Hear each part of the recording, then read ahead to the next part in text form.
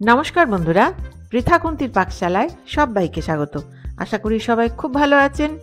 রোজ তো recipe share করি, আজ ভাবলাম ছাদ বাগানে একটা গন্ধরাজ লেবু গাছের একটা ঝলক দেখিয়ে দিই। এই গাছে ফুল তো অনেক হয়েছে, দেখা যাক ফল কটা হয়। আর এই লেবুর স্বাদ আর গন্ধ এতই ভালো যে লেবু কাটতেই রান্নাঘরটা যেন লেবুর গন্ধে ভরে যায়। কি যে ভালো লাগে, নিজের হাতে লাগানো বলে কথা, তাই না? আমি যখন উড়িষ্যায় থাকতাম, রেল কোয়ার্টারে গাছটা লাগিয়েছিলাম। প্রচুর লেবু হতো, কত লোককে যে দিয়েছি। এটা ওই গাছেরই চারা। শুধু যে প্রচুর লেবু হতো তাই না, যখন লেবু তুলতাম মাঝারি সাইজের বালতি, এক বালতি করে একবারে। এখানে আমার দুটো গাছই আছে টবে, আর ওখানে ছিল মাটিতে।